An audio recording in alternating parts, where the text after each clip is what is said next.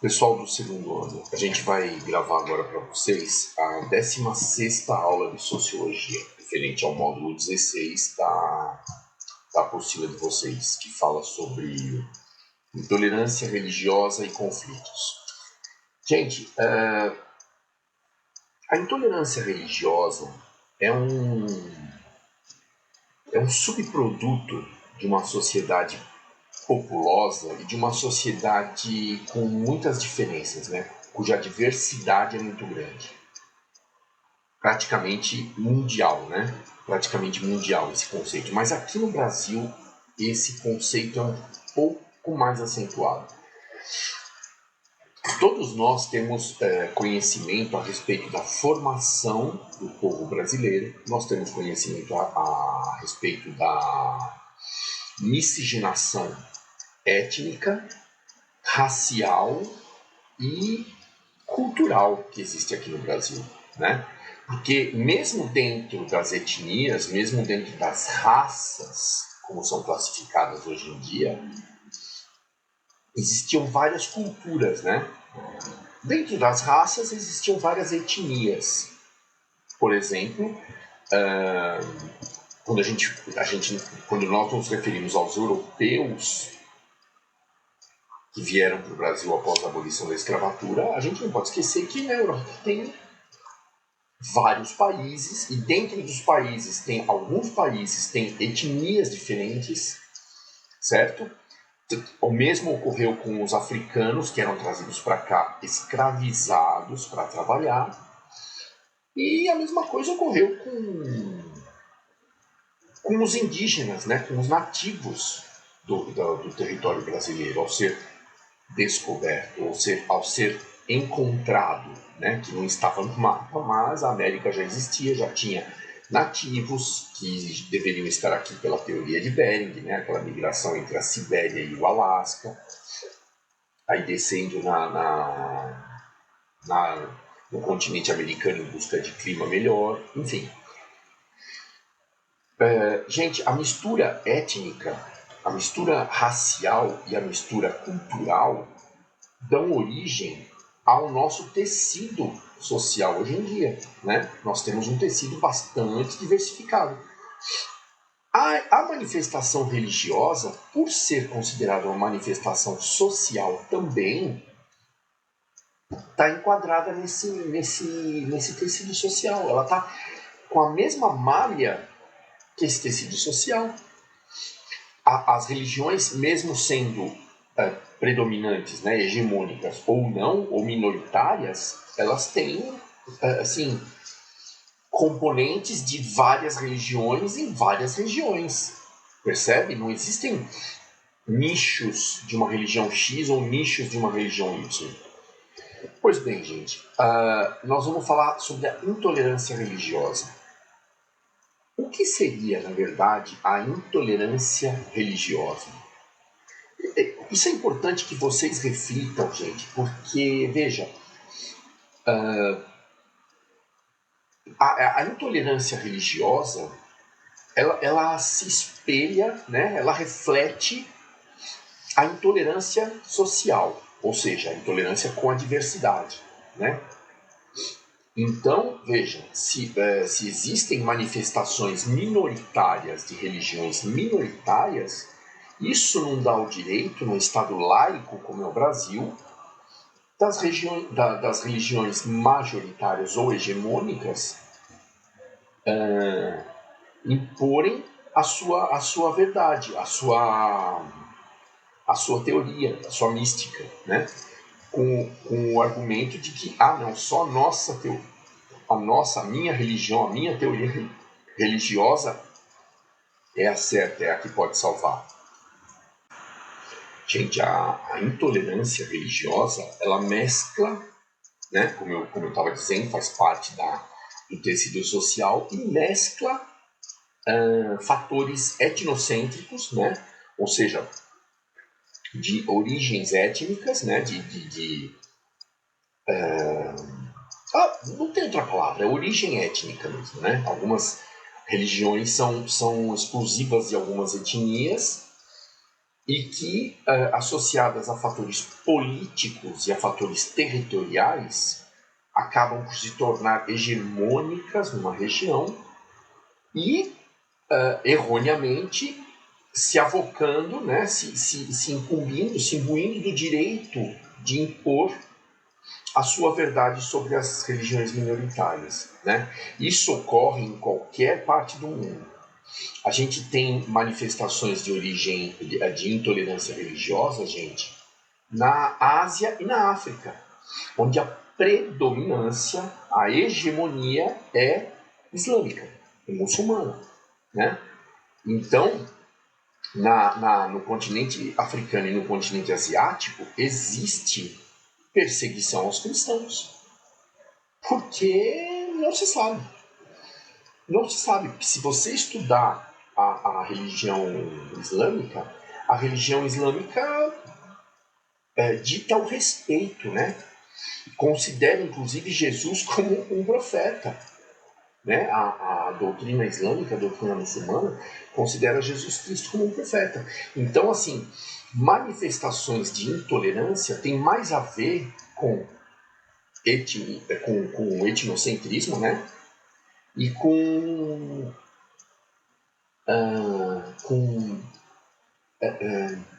que eu posso dizer? Xenofobia, né? Assim como é que eu posso destrinchar a xenofobia para vocês? Principalmente, assim, é o medo do que não é familiar, né? É assim, uma aversão ao que não é familiar, ao que não é padrão em dada religião. Eu estava dizendo que o que não é padrão em alguma região. Gente, os fatores políticos, né, os fatores de administração política de uma região influem muito na intolerância religiosa. Promovem, inclusive, são fatores de promoção de intolerância religiosa. Como? Usando a religião como um argumento absurdo, né? Como um argumento de movimentação de massas, para que haja, por exemplo, perseguição aos cristãos em regiões de predominância muçulmana. Aí, em contrapartida, nas regiões onde a predominância é cristã, que é o caso da Europa, existe a perseguição aos muçulmanos. Aos muçulmanos que provavelmente fugiram de algumas regiões da Ásia, principalmente da África, fugindo de conflitos políticos, né? Conflitos civis, migraram para a Europa. Aí existe a intolerância em relação ao islâmico, né? Primeiro, que o islamismo no Ocidente está associado ao terrorismo, certo? Mas existem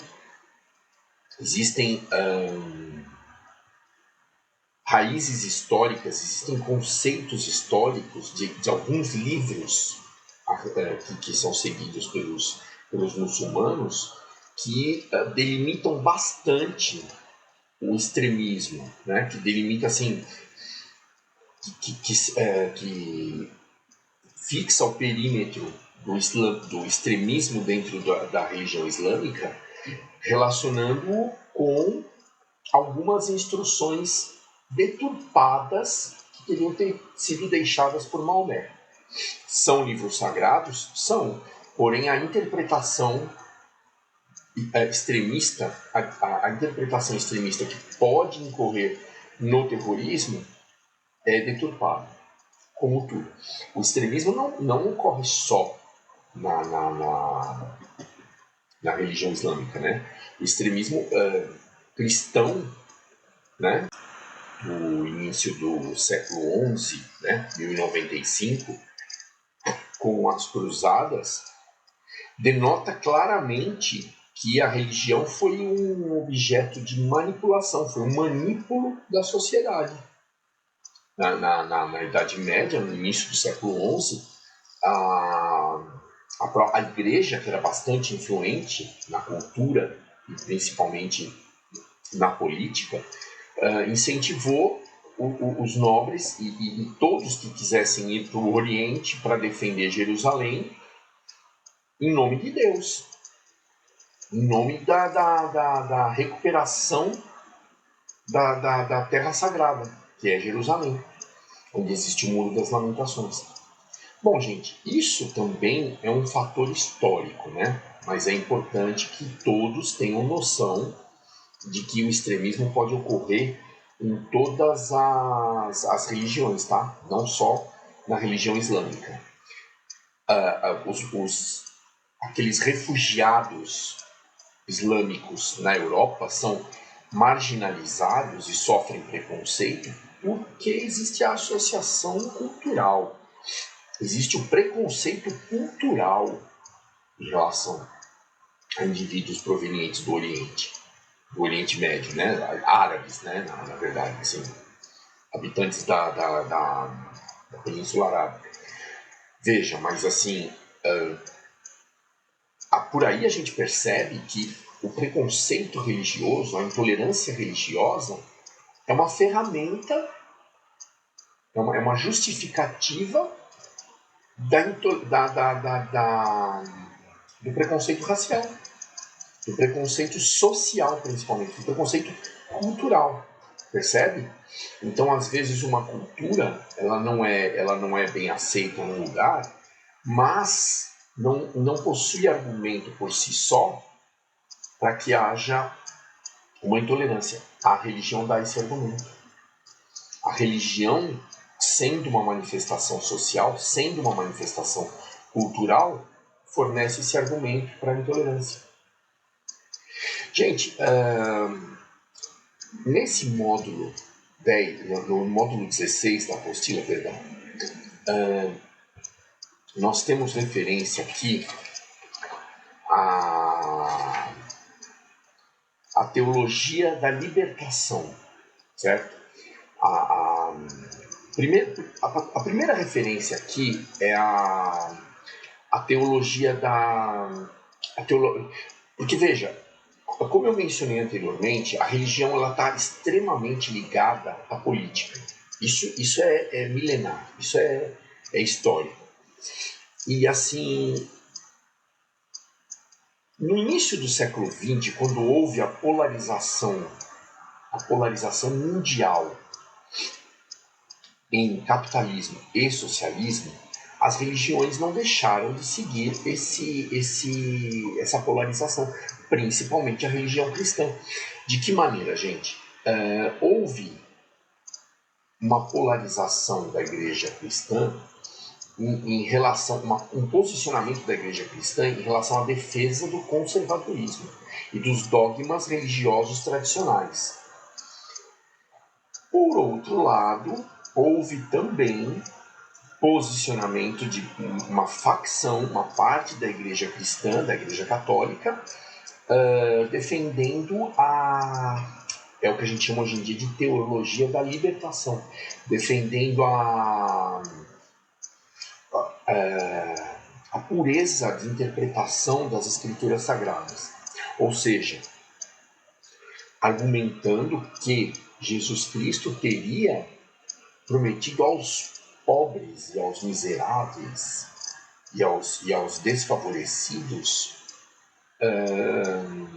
igualdade, irmandade, percebe? Gente, nós não estamos aqui para emitir juízo de valor, porém, nós temos que deixar bem claro para vocês que tanto houveram manifestações de repúdio ao comunismo e ao socialismo, posicionando a igreja cristã num patamar conservador, como o contrário, posicionando a igreja cristã com a teologia da libertação num patamar social, se opondo à política conservadora, à política capitalista. a política de acúmulo de capital. E para finalizar, gente, esse capítulo, para que ele não fique muito extenso para vocês, a gente tem a teologia da prosperidade, que é a teologia pregada pelas igrejas pentecostais, neopentecostais, né? Assim, na verdade, as igrejas pentecostais, as igrejas que derivam do protestantismo de Lutero e de Calvino. Gente, qual seria a teologia da prosperidade? Nada mais, nada menos que afirmar que a riqueza e o trabalho são dádivas divinas. O trabalho e a parcimônia e o ascetismo, né, a disciplina, a não preocupação do indivíduo com os bens materiais e a criação da poupança, né, o ato de guardar dinheiro, levaria o homem à prosperidade financeira. Isso tudo foi observado socialmente, né, foi estudado por um economista sociólogo chamado Max Weber. Gente, aquela obra, o espírito, a ética protestante e o espírito do capitalismo, fala a respeito disso. Foi uma observação de um economista que mostrou o lado social da prosperidade. Mostrou o lado social da prosperidade relacionado à doutrina religiosa, à ética religiosa, né? Essa teoria da prosperidade, essa teologia da prosperidade, gente, vem sendo cada vez mais difundida pelo mundo, tomando como exemplo o desenvolvimento dos Estados Unidos da América, né? O norte do continente americano, que se adaptou plenamente à rotina capitalista, à dinâmica capitalista, e defendendo valores como o trabalho árduo, a poupança, a vida parcimoniosa, né? A vida simples, né? A simplicidade, sem ostentação. Na verdade, essa teologia da prosperidade acaba fazendo com que os indivíduos se animem para trabalhar e acumular capital, a fazer poupança. Tudo isso é uma questão muito complicada hoje em dia, certo? As associações de religião com política, com polarização, capitalismo, socialismo, e com o progresso capitalista, o progresso financeiro, né, o sucesso financeiro. Então eu sugiro que, para quem gosta, leia o módulo 16 da apostila do processo de sociologia, do segundo ano, e, se possível, leia Max Weber, A Ética Protestante e o Espírito do Capitalismo. E não esqueçam de fazer isso não é atividade nada, é uma sugestão para quem se interessa por esse assunto. Gente, não esqueçam de fazer o posicionamento, de fazer a localização no contexto histórico do Max Weber, tá? Não esqueçam, porque vocês vão ler várias coisas nesse livro que eu acho bacana, eu acho um livro assim, bastante instrutivo, mas vocês vão ver várias citações, várias observações do Max Weber que não tem relação com o presente. Tinham relação na época da observação dele, mas não tem relação com o presente. Então sejam críticos, né? Mais uma vez eu vou avisar a todos, pedir, né, a gentileza de todos se afastarem do senso comum, principalmente no caso da análise da intolerância religiosa e da relação da religião com a prosperidade. Se afastem do senso comum e procurem entender as origens da ética cristã com relação à usura, ao dinheiro, ao lucro, e posicionem historicamente. Percebam as razões históricas que faziam com que a igreja, que ostentava bastante, pregasse ao povo que a salvação viria relativa ao sacrifício.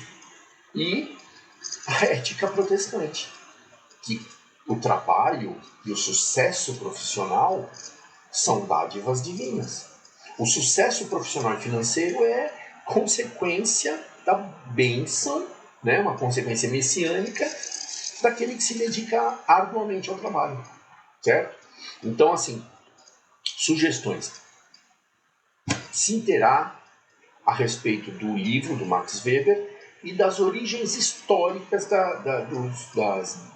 das tópicos éticos, tanto da religião cristã como da religião protestante. Ok? Pela atenção de vocês todos, eu agradeço e desejo bons estudos.